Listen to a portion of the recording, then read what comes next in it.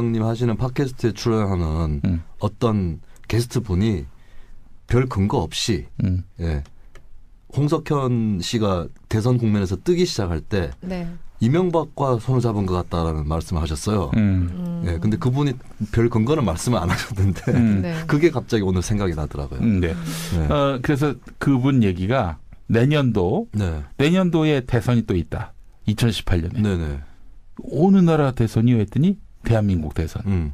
그러니까 1년 사이에 문재인 대통령이 그야말로 더 이상 집권할 수 없을 정도로 위기에 몰리면 그때 이제 사퇴할 것이고 그 재선이 또 대선 네. 보궐선거가 있다는 거예요.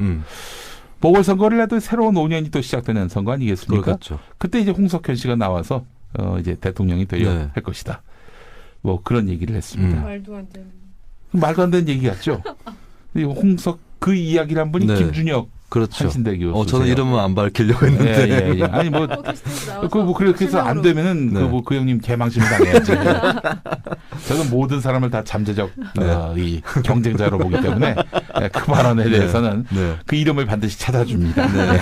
김수민 너도 조심해. 네. 너 네가 예언한 게 얼마나 많은데. 예. 저는 참고로 우리 셋이 같이 돈 내겠잖아요. 참고로 뉴스 관장 말고 네. 다른 프로에서 김용민 관장이 제 언급하면서 욕할까봐 조마조마해요. 근데 언급을 안 하시더라고. 다른 방송 왜 언급 안 하시는지도 알 것 같아요. 네. 띄워주지 않겠다. 일부러 언급조차 안 한다. 언급조차 하지 않겠다. 이런 아니, 전략을 급이 안 된다는 생각은 못 하나?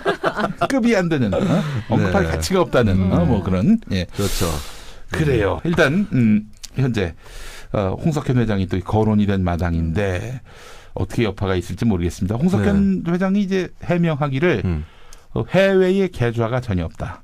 이렇게 이미 얘기하고 해명을 내놨나요? 아니 당연히 그 주간지에서 주진우는 네. 저기 뭐야 그 기사 내면서 상대 입장을 기사 안에 그게 들어가 있나요? 예. 그러니까 주진우 기자가 그런 건 참 훌륭한 것 같아요. 네. 다른 기자들이 흉내내지 못하는 게 뭐냐면은 내일 이제 잡지가 나오잖아요. 네. 그러면 전날에 전화합니다.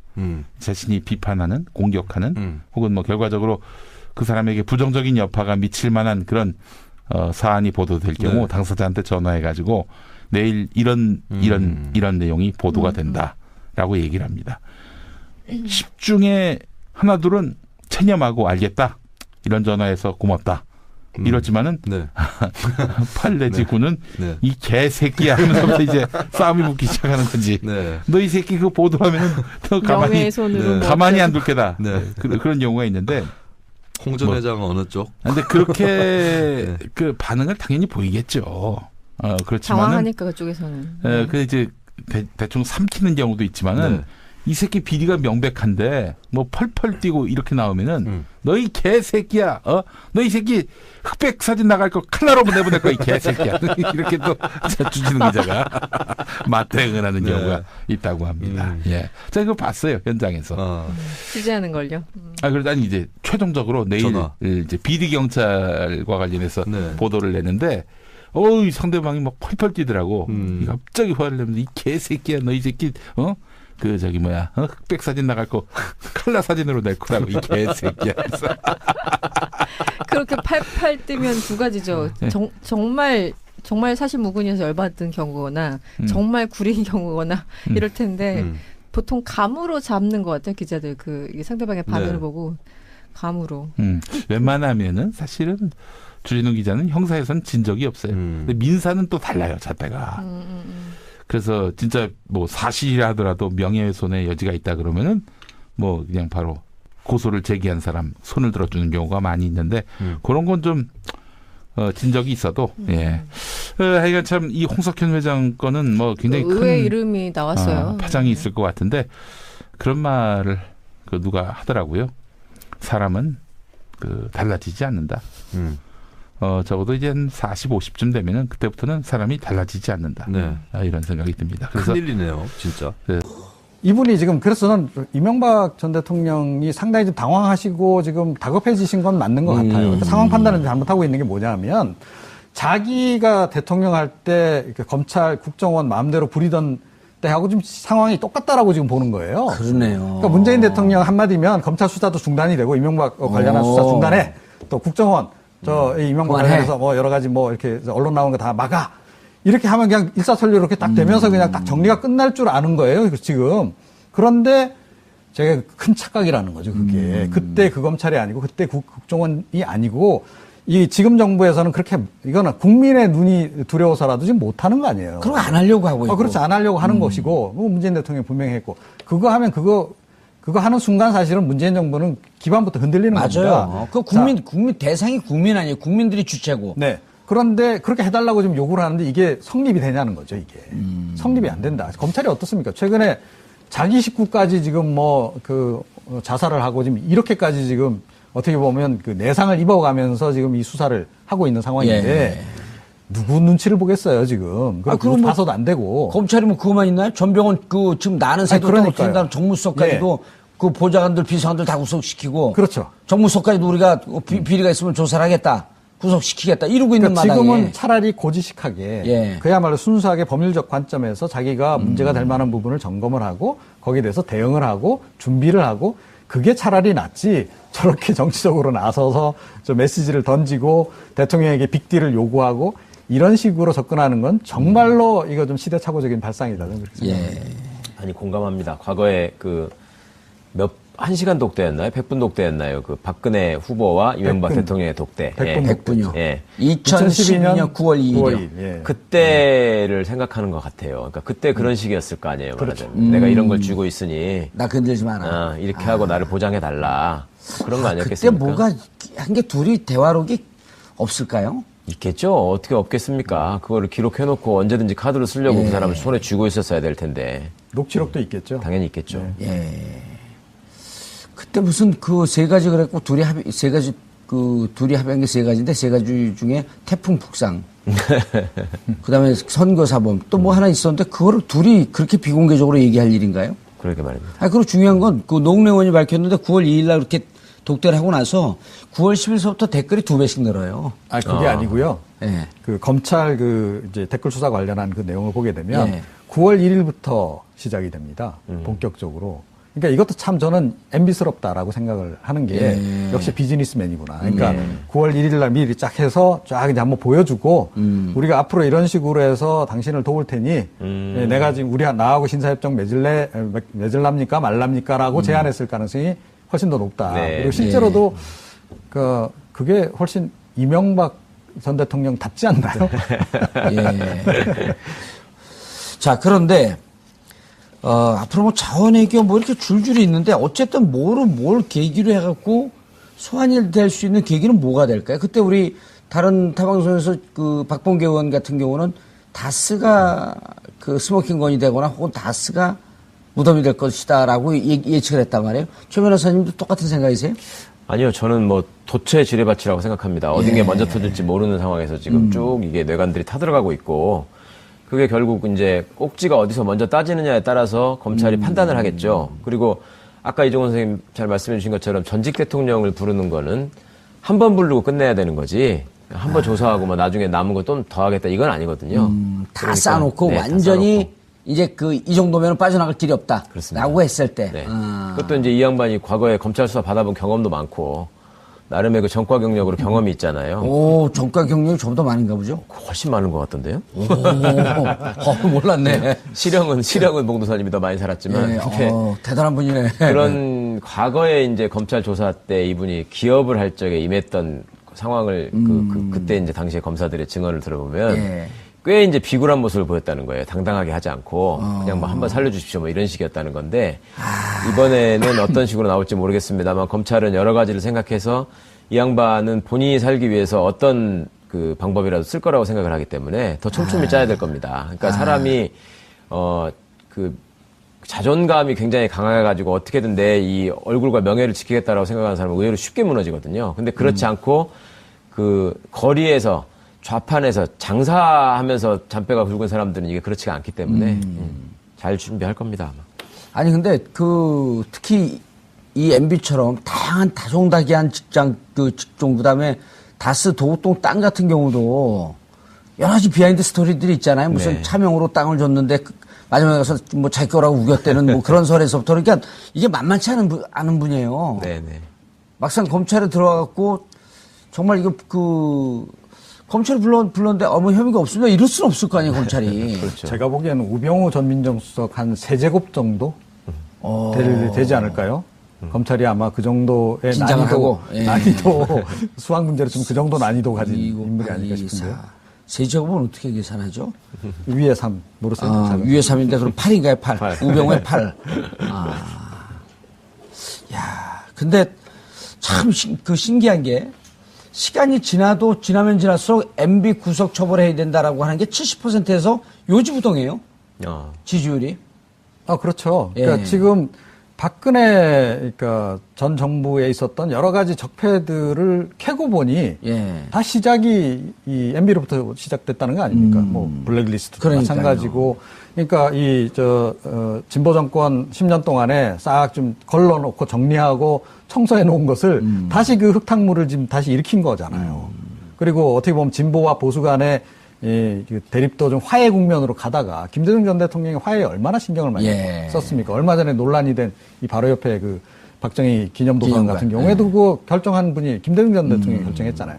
자, 그럼에도 불구하고 그 이후에 다시 지금 보수 진보 간의 이런 국민적인 분열상으로 가게 되는 그 시발점이 결국은 이명박 전 대통령으로부터 시작하는 거 아니에요. 그러니까 이건 그냥 넘어갈 수가 없는 거죠. 알겠습니다. 이명박 전 대통령의 소환. 부장님 하시는 팟캐스트에 출연하는 어떤 게스트 분이 별 근거 없이 홍석현 씨가 대선 국면에서 뜨기 시작할 때 이명박과 손을 잡은 것 같다라는 말씀을 하셨어요. 근데 그분이 별 근거는 말씀을 안 하셨는데 그게 갑자기 오늘 생각이 나더라고요. 그래서 그분 얘기가 내년도에 대선이 또 있다. 2018년에. 어느 나라 대선이요 했더니 대한민국 대선. 그러니까 1년 사이에 문재인 대통령이 그야말로 더 이상 집권할 수 없을 정도로 위기에 몰리면 그때 이제 사퇴할 것이고 그 재선이 또 대선 보궐선거가 있다는 거예요. 보궐선거를 해도 새로운 5년이 또 시작되는 선거 아니겠습니까? 그렇죠. 그때 이제 홍석현 씨가 나와서 이제 대통령이 되려 할 것이다.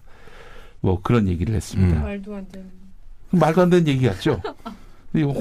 그 이야기를 한 분이 김준혁 한신대 교수. 저는 이름은 안 밝히려고 했는데. 아니 그렇게 해서 안 되면은 그 형님 개망신 당해야지.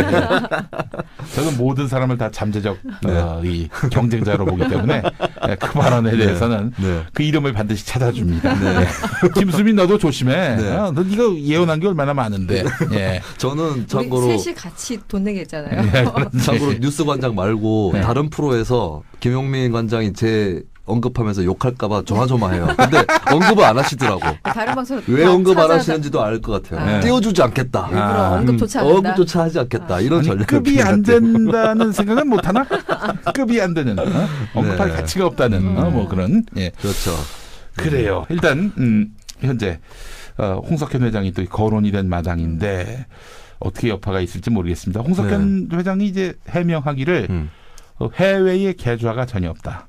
이렇게 이미 해명을 내놨나요? 아니 당연히 그 주진우는 그 기사 내면서 상대 입장을 기사 안에 그게 들어가 있네요. 그러니까 주진우 기자가 그런 건 참 훌륭한 것 같아요. 다른 기자들이 흉내내지 못하는 게 뭐냐면은 내일 이제 잡지가 나오잖아요. 그러면 전날에 전화합니다.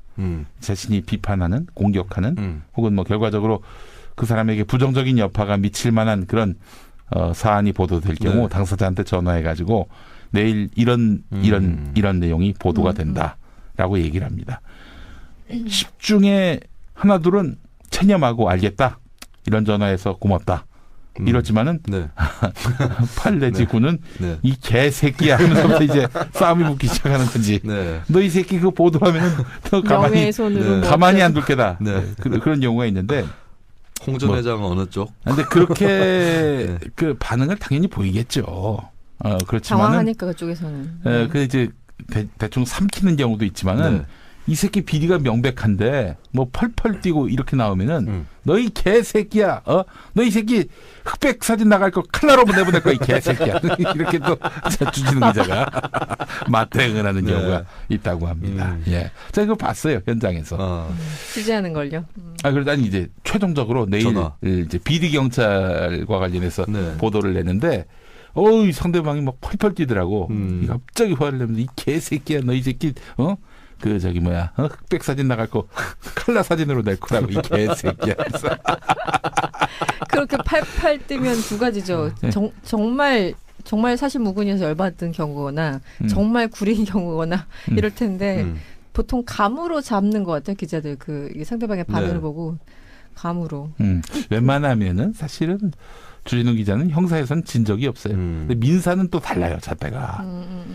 그래서 진짜 뭐 사실이라 하더라도 명예훼손의 여지가 있다 그러면은 뭐 그냥 바로 고소를 제기한 사람 손을 들어주는 경우가 많이 있는데 그런 건 좀 따지느냐에 따라서 검찰이 판단을 하겠죠. 그리고 아까 이종원 선생님 잘 말씀해 주신 것처럼 전직 대통령을 부르는 거는 한 번 부르고 끝내야 되는 거지. 한 번 조사하고 뭐 나중에 남은 거 좀 더 하겠다 이건 아니거든요.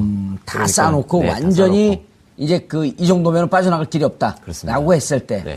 그것도 이제 이 양반이 과거에 검찰 수사 받아본 경험도 많고 나름의 그 전과 경력으로 경험이 있잖아요. 오, 전과 경력이 좀 더 많은가 보죠? 훨씬 많은 것 같던데요? 오, 몰랐네. 시력은 봉도사님이 더 많이 살았지만. 네, 대단한 분이네. 그런 과거에 이제 검찰 조사 때 이분이 기업을 할 적에 임했던 상황을 그때 이제 당시에 검사들의 증언을 들어보면 꽤 이제 비굴한 모습을 보였다는 거예요. 당당하게 하지 않고 그냥 뭐 한번 살려주십시오 뭐 이런 식이었다는 건데 이번에는 어떤 식으로 나올지 모르겠습니다만 검찰은 여러 가지를 생각해서 이 양반은 본인이 살기 위해서 어떤 그 방법이라도 쓸 거라고 생각을 하기 때문에 더 촘촘히 짜야 될 겁니다. 그러니까 사람이 그 자존감이 굉장히 강해가지고 어떻게든 내 이 얼굴과 명예를 지키겠다라고 생각하는 사람은 의외로 쉽게 무너지거든요. 근데 그렇지 않고 그 거리에서 좌판에서 장사하면서 잔뼈가 굵은 사람들은 이게 그렇지가 않기 때문에 잘 준비할 겁니다. 아마.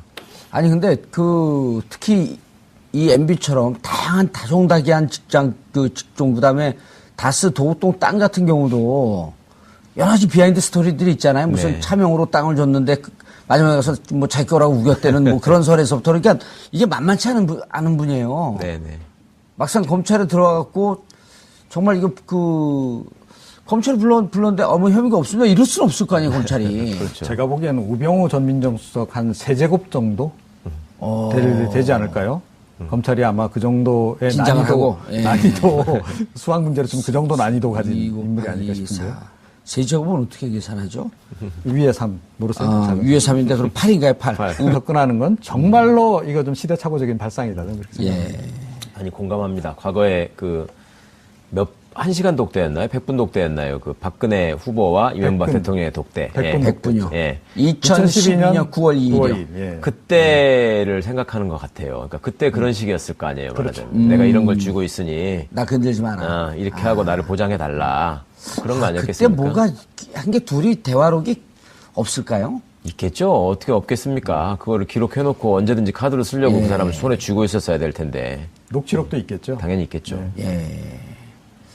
그때 무슨 그 3가지 그랬고 둘이 합의한 게 3가지인데 3가지 중에 태풍 북상. 그다음에 선거사범 또 뭐 하나 있었는데 그거를 둘이 그렇게 비공개적으로 얘기할 일인가요? 그러게 말입니다. 그리고 중요한 건 노웅래 의원이 밝혔는데 9월 2일 날 그렇게 독대를 하고 나서 9월 10일서부터 댓글이 2배씩 늘어요. 그게 아니고요. 네. 그 검찰 이제 댓글 수사 관련한 그 내용을 보게 되면 9월 1일부터 시작이 됩니다. 본격적으로. 그러니까 이것도 참 저는 MB스럽다라고 생각을 하는 게 역시 비즈니스맨이구나. 그러니까 9월 1일 날 미리 쫙 해서 쫙 이제 한번 보여주고 우리가 앞으로 이런 식으로 해서 당신을 도울 테니 내가 지금 나하고 신사협정 맺을랍니까 말랍니까라고 제안했을 가능성이 훨씬 더 높다. 그리고 실제로도 그게 훨씬 이명박 전 대통령답지 않나요? 자, 그런데 앞으로 뭐 자원외교 뭐 이렇게 줄줄이 있는데 어쨌든 뭘 계기로 해갖고 소환이 될 수 있는 계기는 뭐가 될까요? 그때 우리 다른 타방송에서 그 박범계 의원 같은 경우는 다스가 그 스모킹건이 되거나 혹은 다스가 무덤이 될 것이다라고 예측을 했단 말이에요. 최 변호사님도 똑같은 생각이세요? 아니요, 저는 뭐 도체 지뢰밭이라고 생각합니다. 어딘 게 먼저 터질지 모르는 상황에서 지금 쭉 이게 뇌관들이 타들어가고 있고 그게 결국 이제 꼭지가 어디서 진 적이 있어도 하여간 참 이 홍석현 회장 거는 뭐 굉장히 의외의 큰 이름이 나왔어요. 파장이 있을 것 같은데 그런 말을 누가 하더라고요. 사람은 달라지지 않는다. 적어도 이제 한 40, 50쯤 되면은 그때부터는 사람이 달라지지 않는다. 이런 생각이 듭니다. 그래서 큰일이네요, 진짜. 이분이 지금 그래서 저는 이명박 전 대통령이 상당히 좀 당황하시고 지금 다급해지신 건 맞는 것 같아요. 그러니까 상황 판단을 잘못하고 있는 게 뭐냐면 자기가 대통령 할 때 검찰 국정원 마음대로 부리던 때하고 좀 상황이 똑같다라고 지금 보는 거예요. 그러네요. 그러니까 문재인 대통령 한마디면 검찰 수사도 중단이 되고 이명박 관련한 수사 중단해. 또 국정원 이명박 관련해서 뭐 여러 가지 뭐 이렇게 언론 나오는 거 다 막아. 이렇게 하면 그냥 일사천리로 이렇게 딱 되면서 그냥 딱 정리가 끝날 줄 아는 거예요, 지금. 그런데 제가 큰 착각이라는 거죠, 그게. 그때 그 검찰이 아니고, 그때 국정원이 아니고, 이 지금 정부에서는 그렇게, 이거는 국민의 눈이 두려워서라도 지금 못 하는 거 아니에요. 그럼 안 하려고 하고 있고. 그렇지, 안 하려고 하는 것이고, 문재인 대통령이 분명히 했고, 그거 하면 그거 하는 순간 사실은 문재인 정부는 기반부터 흔들리는 겁니다. 맞아요. 그 국민 대상이 국민 아니에요. 국민들이 주체고. 네. 그런데 그렇게 해달라고 지금 요구를 하는데 이게 성립이 되냐는 거죠, 이게. 성립이 안 된다. 검찰이 어떻습니까? 최근에 자기 식구까지 지금 자살을 하고 지금 이렇게까지 지금 어떻게 보면 그 내상을 입어가면서 지금 이 수사를 하고 있는 상황인데 예. 누구 눈치를 보겠어요, 지금. 그럼 봐서도 안 되고. 검찰이 뭐 그거만 있나요? 전병헌 지금 나는 새도 떨어뜨린 다음 정무수석까지도 그 보좌관들, 비서관들 다 구속시키고. 그렇죠. 정무수석까지도 우리가 비리가 있으면 조사를 하겠다. 구속시키겠다. 이러고 있는 마당에. 지금은 차라리 고지식하게 그야말로 순수하게 법률적 관점에서 자기가 문제가 될 만한 부분을 점검을 하고 거기에 대해서 대응을 하고 준비를 하고 그게 차라리 낫지 저렇게 정치적으로 나서서 저 메시지를 던지고 대통령에게 빅딜을 요구하고 이런 식으로